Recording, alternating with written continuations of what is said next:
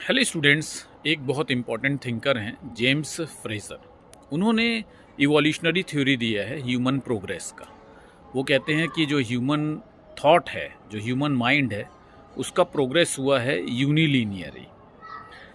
ठीक, एक रेखीय सिद्धांत से वो कहते हैं कि ह्यूमन प्रोग्रेस होता है। सबसे पहले ह्यूमन बींग्स का जो डेवलपमेंट होता है तो उसमें वो बताते हैं कि सबसे पहले मैजिक का डेवलपमेंट होता है, और ये मैजिक जो होता है वो आगे चल कर के रिलीजन बन जाता है।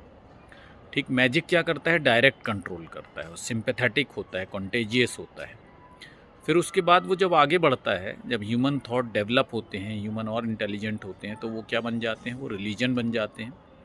और जो रिलीजन का फर्दर डेवलपमेंट होता है, तो रिलीजन का जब डेवलपमेंट होता है तो वो सुपरनेचुरल थिंग्स में सोचने लग जाते हैं। और फिर उसके बाद साइंस का डेवलपमेंट होता है, यानी सबसे पहले आएगा जादू, फिर उसके बाद आएगा धर्म, फिर उसके बाद आएगा विज्ञान। तो ये जो प्रोग्रेस की थ्योरी है, ये फ्रेज़र की थ्योरी है। अच्छे से याद रखिएगा।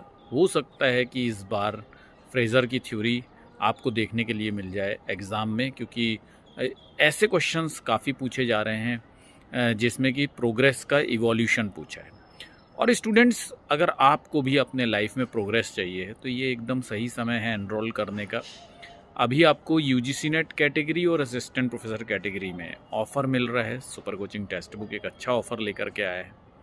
तो अगर आपका मन है एनरोल कराने का और इस सोशियोलॉजी को इसी तरह से आप आसान तरीके से समझना चाहते हैं, जेआरएफ क्वालिफाई करना चाहते हैं या असिस्टेंट प्रोफेसर का एग्ज़ाम क्वालिफाई करना चाहते हैं, तो इस समय आप एनरोल कर सकते हैं। Thank you very much students. और आपको पता चल ही गया होगा कि 2 जनवरी को सेकंड शिफ्ट, यानी 2 जनवरी को सेकंड शिफ्ट में आपका एग्ज़ाम होगा। तो ध्यान रखिएगा, एग्ज़ाम को बहुत कम दिन बचे हुए हैं। बिल्कुल भी टाइम वेस्ट नहीं करना है, वैसे भी आप टाइम वेस्ट नहीं कर रहे हैं। खूब अच्छे से पढ़ाई कर लीजिए इन कुछ दिनों में और जेआरएफ क्वालिफाई कीजिए। Thank you very much, all the best, bye bye.